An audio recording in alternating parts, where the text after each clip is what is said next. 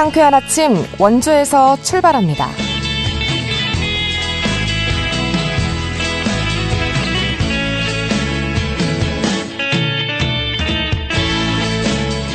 여러분 안녕하십니까?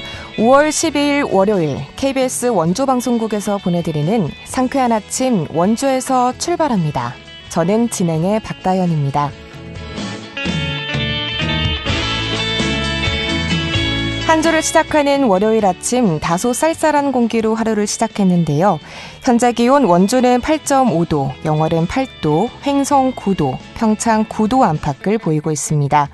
아침까지는 내륙과 산지를 중심으로 짙은 안개가 끼는 곳이 많겠는데요. 특히 출근길 운전하시는 분들은 각별한 주의가 필요하겠습니다. 낮 기온은 25도 안팎까지 올라 초여름처럼 따뜻하겠지만 일교차는 15도 이상 크게 벌어지겠습니다. 겉옷 하나 챙기시면 좋겠고요. 미세먼지는 보통 수준을 유지하겠습니다.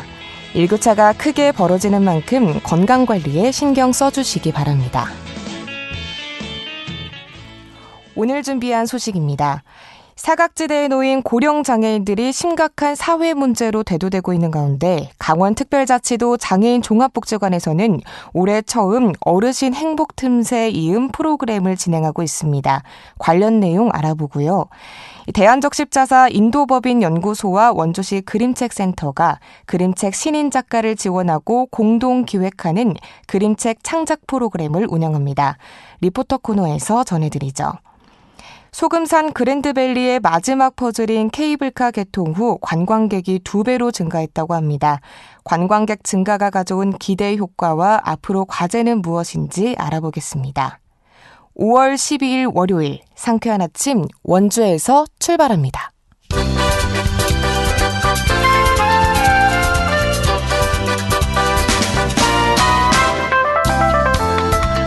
오늘의 뉴스입니다. 강원경찰청과 국정원 등이 전국 최초로 은행 순번 대기표를 피싱 체크리스트로 활용합니다. 피해자들이 금융기관 창구를 이용해 현금과 수표를 인출하는 점을 착안해 오늘부터 도내 은행 67개 지점의 순번 대기표에 피싱 카드 배송 전화주의 등 예방 문구를 넣습니다. 지난해 도내 보이스피싱 발생 건수는 584건으로 피해액은 254억 원에 달합니다.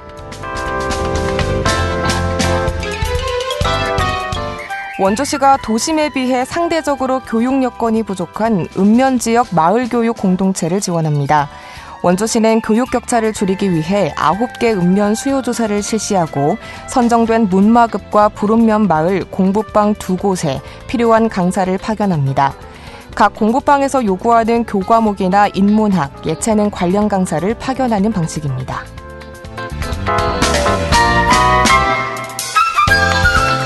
예비 농민의 안정적인 정착을 위한 횡성군 귀농귀촌 종합학교가 이달부터 운영됩니다. 횡성군은 귀농귀촌한 예비 농민 40명을 모집해 학교를 운영하고 6월 1일까지 주말마다 4차례 농사법과 농촌생활 이해, 농촌 갈등 관리, 지역 농촌 정책을 교육합니다. 교육과정을 수료하면 귀농교육 80시간이 인정되고 이를 통해 농업인 대상 지원사업 응모에 가산점을 받을 수 있습니다. 오늘의 뉴스였습니다.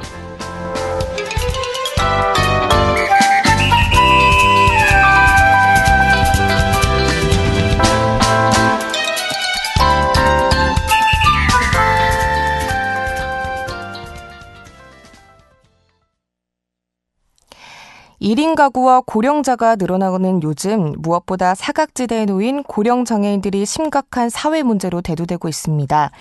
강원특별자치도 장애인종합복지관에서는 올해 처음 고독사를 선제적으로 예방하려는 노력의 일환으로 프로그램을 진행하고 있는데요. 관련 내용 강원특별자치도 장애인종합복지관 최재관 사무국장과 얘기 나눠보겠습니다. 사무국장님 안녕하십니까? 네. 안녕하십니까. 저는 강원특별자치도 장애인종합복지관 사무국장 최재관이라고 합니다. 네, 반갑습니다.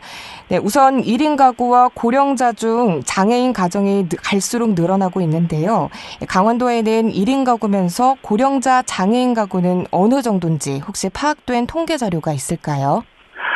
예, 안타깝게도 제가 확인한 바로는, 정확한 통계 자료가 제시되지 않는 것 같습니다. 그런데 다만, 강원도 여성가족연구원에서, 지난해 도내 장애인 생활 실태 및 욕구조사에서 60세 이상 고령장애인 중 38%가 1인 가구로 조사되었는데요. 네. 이것을 반영해보면 도내 장애인 중 1인 고령장애인은 한 2만 6천 명, 그러니까 전체 장애인 중에서 약 한 26% 정도로 추산할 수 있을 것 같습니다. 네, 1인 가구면서 고령자 장애인이 비장애인들보다 문제 해결에 있어서 접근이 어려운 게 현실이라고요?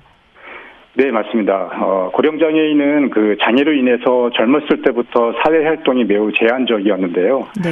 그런데 이 나이가 들어감에 따라서 외부 활동이 더 줄어들게 됩니다. 그러면 결국 도움을 요청할 수 있는 사람들이 감소하게 되고 사회적 지지체계와 관계가 축소되게 됩니다. 이것은 결국 고령장애인의 사회적 고립뿐만 아니라 우울감까지 경험하게 되는 것이고요. 게다가 장애로 인해서 제대로 된 노후 대비를 하지 못하였기 때문에 경제적인 어려움까지 발생하고 있습니다. 또한 뿐만 아니라 이 장애로 인해서 필요했던 여러 가지 의료 서비스가 이 노인성 질환까지 추가되면서 의료 서비스의 부족 현상도 나타나고 있는 것이 현실입니다. 이렇게 다양한 부분에서 어려운 상황이기 때문에 이 문제 해결에 대한 접근이 어려운 것 같다는 생각이 들어집니다. 네, 그렇군요. 초고령화 사회 속에 강원 지역 장애인들의 고령화 현상도 또 뚜렷해지고 있는데요. 그런 가운데 장애인들이 고독사 위험이 높은 돌봄 사각지대에 놓일 수밖에 없는 현실은 또 무엇 때문이라고 파악해 볼 수 있을까요? 저는 두 가지를 좀 말씀드리고 싶은데요. 네. 첫 번째는, 제도적으로 고령장애인을 위한 체계적인 돌봄 시스템의 부재라고 생각합니다. 현재 장애인과 노인 분야에서의 대표적인 돌봄 서비스는 장애인 활동 지원 서비스랑 노인 장기 요양 서비스 두 가지인데요. 네. 이 두 가지 서비스에 해당하지 않고 경제적인 어려움에 있는 고령장애인은 이 돌봄 서비스의 사각지대에 놓여질 수밖에 없다고 생각합니다. 게다가 이 심한 장애인이라 하더라도 장애 등록 시기에 따라서 이용할 수 있는 서비스가 다르기 때문에 이 충분한 돌봄 서비스를 받지 못할 수가 있습니다. 결국 우리나라는 아직까지 이 장애인 분야와 노인 분야를 아우르는 이 고령장애인을 위한 통합 돌봄 체계의 부재로 고독사 위험이 높은 돌봄 사각지대가 발생하고 있다고 생각합니다. 그리고 두 번째는 좀 부끄러운 이야기인데요. 저와 같은 이 현장 종사자들의 이해 부족도 있다고 생각합니다. 네. 이 고령장애인은 장애와 노인이라는 이중적 특성과 문제, 그리고 개인적인 상황에 따른 다양한 욕구가 있는데요. 그런데 장애인복지관의 종사자들은 노인에 대한 이해가 부족한 것이고요. 상대적으로 노인복지관의 종사자들은 이 장애에 대한 이해가 부족한 것이 현실이라고 생각합니다. 그래서 이러한 현장 종사자들의 이해 부족과 여기에서 오는 두 전문기관의 협업을 통한 유연한 서비스의 부재로 이 돌봄 사각지대가 발생하고 있는 것이 아닌가라는 생각이 들어집니다. 네, 그러니까 돌봄 사각지대에 놓일 수밖에 없는 이유로는 첫 번째 제도적 돌봄 시스템 부재와 또 현장 종사자 이해 부족을 말씀해 주셨는데요.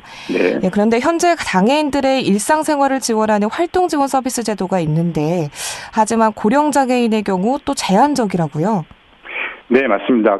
앞에서도 잠깐 말씀드렸는데요. 장애인 활동 지원에 관한 법률 개정으로 만 65세가 도래된 장애인도 활동 서비스를 이용할 수 있게 되기는 했습니다. 네.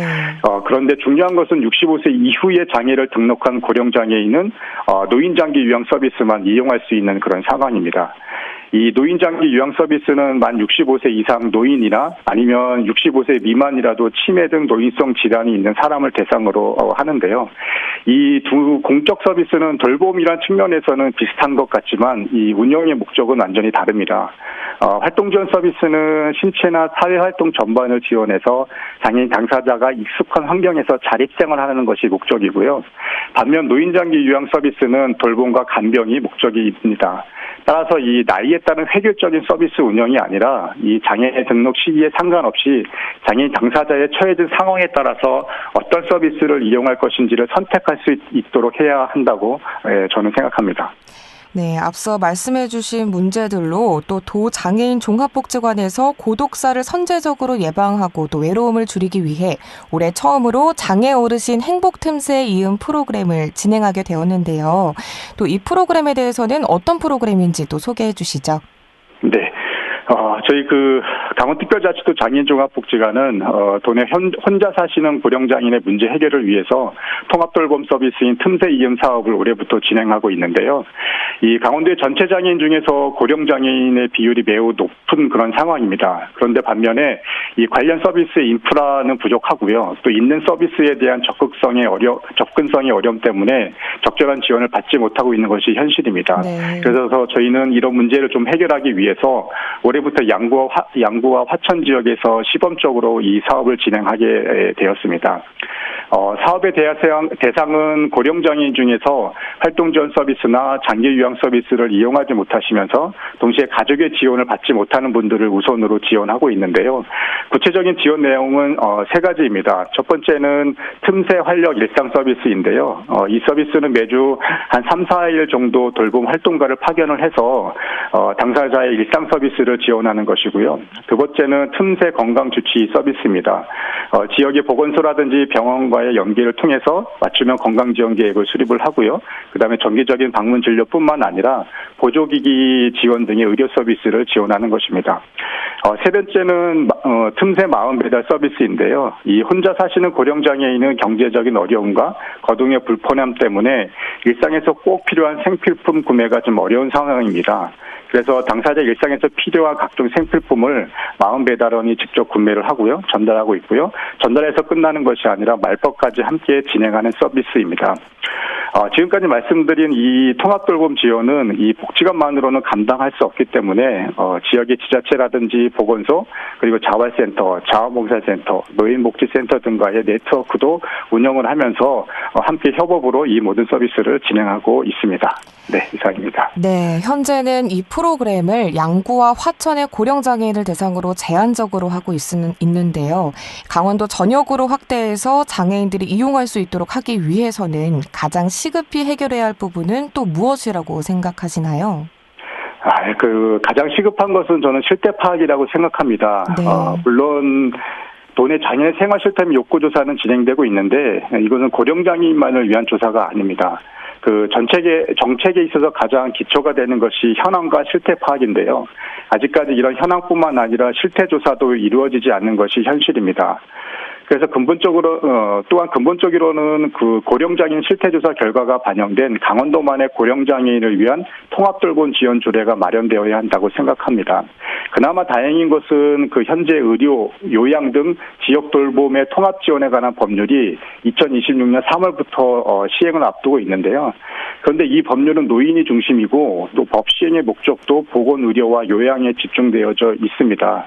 그렇기 때문에 장애인이나 그다음에 노인 관련 법령 그리고 2026년부터 시행된 돌봄 통합지원법에서 담고 있지 못한 고령장애인에 대한 돌봄 지원 체계를 강원도 차원에서의 조례 마련이 좀 필요하지 않을까라는 그런 생각이 들어집니다.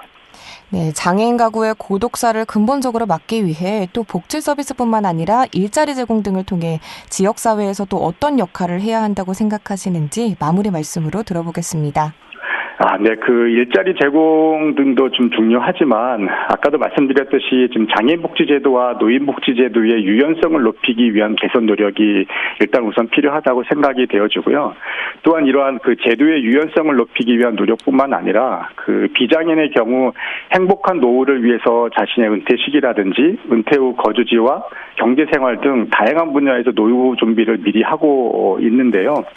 마찬가지로 장애인도 자신의 행복한 노후의 삶을 위한 미래 계획을 좀 젊었을 때부터 수립할 수 있도록 지원해야 한다고 저는 생각합니다.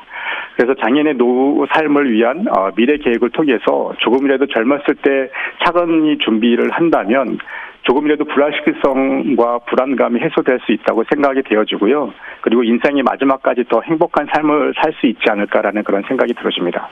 네, 장애인 1인 가구의 고독사를 막기 위한 선제적 예방 프로그램이 강원도 곳곳에 확대돼서 또 촘촘한 복지 시스템이 소외된 이웃들에게 실질적인 힘이 되어줄 수 있기를 기대해 보겠습니다. 오늘 말씀 여기까지 듣겠습니다. 고맙습니다. 네, 고맙습니다. 네, 지금까지 강원특별자치도 장애인종합복지관 최재관 사무국장이었습니다.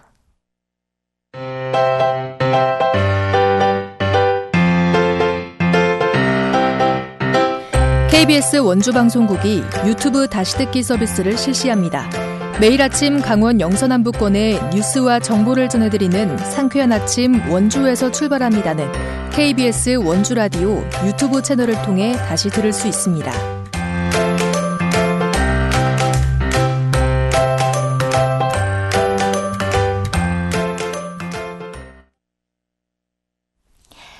그림책 도시 원주시와 대한적십자사 인도법인연구소가 그림책 신인작가 발굴을 위한 프로젝트 휴머니타리안 그림책 워크숍의 참가자를 모집합니다. 자세한 내용 리포터 현장에서 알아보겠습니다. 추인일 리포터 자리 함께했습니다. 어서 오세요. 네, 안녕하세요. 네, 휴머니타리안 그림책 워크숍 참가자를 모집 중인데요. 어떤 프로젝트인가요? 네, 그림책 도시 원주시의 그림책 센터와 또 원주 혁신도시의 공공기관 중 하나인 대한적십자사 인도연구소가 올해로 3회째 그림책 신인작가 발굴을 위한 휴머니타리안 그림책 워크숍 프로젝트를 진행하고 있습니다. 이 프로젝트의 이름처럼 휴머니타리안, 인도주의의 가치를 그림책을 통해 알리고 인도주의 가치를 우리 사회 곳곳에 전하기 위해서 진행하는 프로젝트인데요. 지난해에는 이 프로젝트로 이정국 작가의 파란 거인과 작은 사람들이라는 그림책을 출간했습니다. 나에게 용기를 준 작은 사람들에게라는 부제로 전쟁과 분쟁으로 몸살을 앓고 있는 세상에서 사람들과 어울리지 못하다 용기 끝에 사람과 어울리게 되는 모습을 그려낸 그림책입니다. 이 책 속 거인은 때때로 작가 자신의 모습이기도 했고 또 언젠가 마주했던 난민들의 모습을 그려낸 거라고 하는데요. 원주시 그림책센터 박설희 사무국장에게 이번 프로젝트의 주제인 인도주의의 의미에 관해 들어봤습니다. 인도주의는 말 그대로 사람을 향한 존중입니다. 생명과 존엄 그리고 고통받는 이들을 향한 연대의 가치를 중심에 두는 개념인데요. 전쟁, 재난, 사회적 소외 등 다양한 상황 속에서 사람의 존엄을 어떻게 지켜낼 수 있을까라는 질문에서 출발한 인류애의 실천적 개념입니다. 그래서 저는 이렇게 말씀드리고 싶은데요. 좋은 그림책은 결국 모두 인도주의를 담고 있다고 생각합니다. 사람과 사람 사이의 이해, 공감, 연대, 그리고 존중을 이야기하는 그림책들이 바로 그 예입니다. 그런 의미에서 이번 워크숍은 그림책의 본질을 다시 생각해보는 기회이기도 합니다. 특히 전쟁과 재난 속에서 꼽힌 인도주의 가치를 새로운 시각으로 탐구하고 그것을 스토리와 이미지로 풀어내는 그림책 작업을 통해 우리 사회에 울림 있는 메시지로 전달할 수 있으리라고 믿습니다. 네, 그림책 출판을 돕는다고 하는데 이 프로젝트 과정은 또 어떻게 진행되는 건지 설명해 주시죠. 네, 우선 이번 인도주의 가치를 그림책에 담아서 알리고 또 그림책 작가의 창작 활동을 지원하는 이번 프로젝트. 참가 대상은 그림책 창작 활동에 3년 미만의 신인 그림책 작가인데요. 총 6명을 선발할 예정입니다. 원주시 그림책센터 일상예술 블로그에서 온라인 신청서를 작성하고 작가의 이력서와 포트폴리오를 제출하면 되는데요. 모집 기간은 오는 토요일인 17일부터 27일까지입니다. 그림책 창작에 대한 전문 경험이 부족하더라도 이 주제에 대한 진정성과 또 창작에 대한 태도가 분명하다면 누구나 지원할 수 있다고 합니다. 6명의 참가 작가들은 6월부터 9월까지 15주간 일주일에 한 번씩 워크숍에 참여하게 되는데요. 원주시 그림책센터에서 진행이 되고요. 이 기간 동안 한 권의 책을 완성하게 되고 마지막에는 그림책 전문 출판사 관계자들이 심사를 진행합니다. 이 심사를 거쳐서 이 중 한 명의 작가를 선정해서 대한적십자사 인도법인연구소의 출판 지원을 통해서 내년에는 신간 그림책을 출간할 기회를 얻게 되는 건데요. 원주시 그림책센터 박설희 사무국장에게 이야기 이어서 들어보겠습니다. 휴머니타리안 그림책 워크숍은 단순한 창작 프로그램이 아니라 함께 질문하고 고민하고 성장하는 장입니다. 창작 과정은 무척 어렵고 외로운 시간일 텐데요. 참여하셨던 작가님들 수강 후기에 의하면 동료 작가들과 함께 원주시 그림책 센터장 이상희 작가의 유익한 멘토링 안에서 나를 돌아보고 이웃을 살피고 세계를 바라볼 수 있는 시간이었다고 얘기하시는데요. 우리가 살아가는 이 사회를 조금 더 따뜻하고 안전하게 만들기 위해 이야기가 할 수 있는 일이 얼마나 클 수 있는지를 함께 체감하는 시간이기도 했다고 합니다. 그리고 꼭 전해드리고 싶은 게 있는데 명륜동에 원주시 그림책 센터 일상예술 1층 그림책 아카이브와 그 바로 뒤에 위치한 원주시 그림책 도서관을 방문해 보세요. 세계 여러 나라의 작가들이 바라본 세상이 그림책의 글과 그림으로 펼쳐져 있는 정말 특별한 공간입니다. 네, 끝으로 이번 프로젝트 참가 신청은 언제부터인지 관련 정보 다시 한번 부탁드릴게요. 네, 작가들이 출판 지원을 받아 그림책을 출간할 수 있는 이번 프로젝트 모집은 오는 토요일 17일부터 시작되니까요. 그림책 작가분들의 적극적인 참여가 이어지길 바라고요. 또 시민분들은 올해 계속해서 이번 출판될 그림책의 원화 전시회 등 그림책 관련 이 공유 기회가 이어진다고 하니까 많은 관심 이어지면 좋겠습니다. 네, 원주시 그림책센터와 대한적십자사 인도법인 연구소의 그림책 출간 지원 프로젝트 소식이었습니다. 오늘 소식 고맙습니다. 추인혜 리포터였습니다. 네, 감사합니다.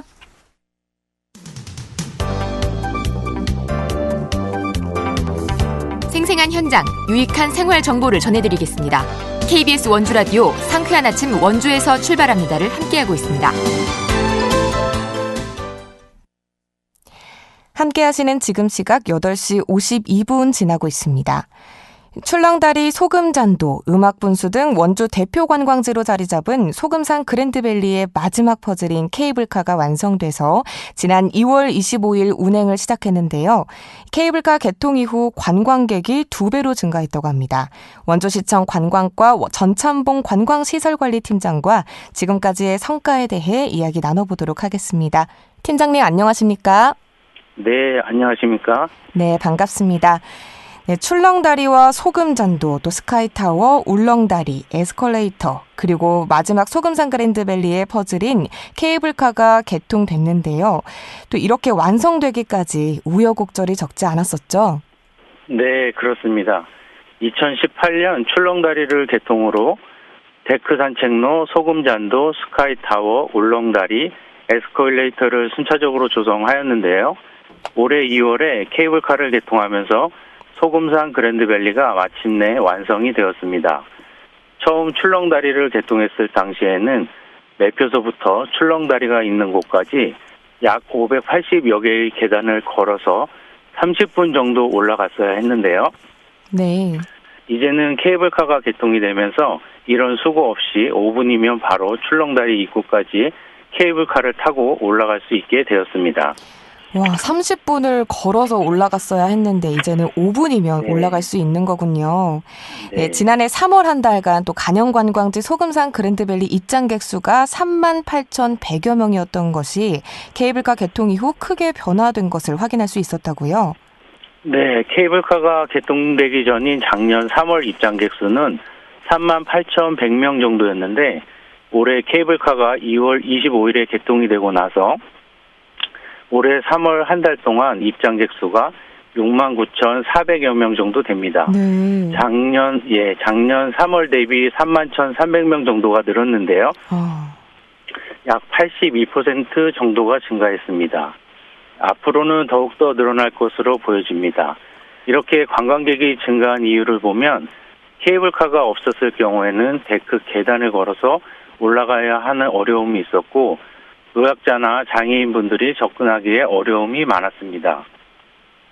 올해 케이블카가 개통되고 나서는 출렁다리 입구까지 케이블카를 타고 편안하게 올라갈 수 있어서 이런 점이 관광객을 증가시킨 이유가 아닌가 싶습니다. 네, 뭐 춘천과 삼척 등 지역마다 또 케이블카가 관광객들을 유치하고 있긴 한데요. 그렇게 또 차별화가 분명 있어야 하는 것도 이유이기도 할 것 같습니다. 또 지난 2월에 개통한 간영관광지 케이블카는 또 어떻게 구성되어 있으며 어떤 차별화를 고심하고 있을까요? 네, 소금산 그랜드밸리 케이블카가 2월 25일 개통하고 많은 관광객들이 방문하고 있는데요. 케이블카는 총 22대의 캐빈이 운행이 되고 한 대의 캐빈에 최대 10명이 탑승할 수 있습니다. 하부 탑승장에서 상부 탑승장까지 거리는 973m이고 케이블카 이동 속도는 초속 3m, 이동 시간은 약 5분 정도가 소요되고 있습니다. 케이블카는 다른 지역에도 많이 있어서 다른 지역과의 차별화가 필요한데요. 소금산 그랜드밸리 케이블카는 단순히 케이블카만 타고 갔다 오는 것이 아닌 출렁다리, 잔도, 스카이타워, 울렁다리를 건너면서 발 아래 펼쳐진 섬광과 삼산천이 조화롭게 어우러지는 풍경을 감상하실 수 있습니다. 케이블카도 타고 트레킹도 할 수 있다는 점이 소금산 그랜드밸리만의 매력인 것 같습니다. 또한 하부 탑승장에는 순차적으로 원주 로컬푸드 직매장, 내수면 생태체험시설, 친환경 첨단 그린 스마트 센터 등이 입주하여 볼거리, 즐길거리를 제공하는 등 다른 곳과의 차별화를 두려고 하고 있습니다. 네, 더 많은 관광객 유치를 위해서는 다양한 또 관광 콘텐츠를 연계해야 되지 않을까 싶습니다. 앞으로 남은 과제는 또 무엇이라고 생각하시는지 마무리 말씀으로 듣겠습니다. 네, 원주시에는 소금산 그랜드밸리만이 아닌 관광자원이 있습니다. 원주 가명, 박경리 문학공원, 방계리 은행나무, 동화마을 수목원, 치악산 국립공원 등 많은 관광자원들과 연계해서 한번 스치고 지나가는 관광지가 아닌 체류형 관광지로 거듭날 수 있게 노력할 예정입니다. 이번 케이블카 운영으로 소금산 그랜드밸리가 다시 한번 전국적으로 주목을 받는 관광지로 도약할 수 있는 계기가 될 것이라고 기대하고 있습니다. 또한 케이블카와 산악 에스컬레이터 운영으로 여러 가지 여건으로 인해 간현 관광지 이용에 제약이 있었던 분들의 접근성을 한층 높였다는 데도 의의가 있다고 할 것입니다. 앞으로도 찾아주시는 모든 분들께 사랑받는 간현 관광지와 원주시가 될 수 있도록 최선을 다하겠습니다. 네, 팀장님 오늘 말씀 여기까지 듣도록 하겠습니다. 고맙습니다. 네, 감사합니다. 네, 지금까지 원주시청 관광과 전찬봉 관광시설관리팀장이었습니다. 5월 10일 월요일에 전해드린 KBS 원주방송국 상쾌한 아침 원주에서 출발합니다. 오늘 순서는 여기까지입니다. 저는 진행의 박다현이었습니다. 고맙습니다.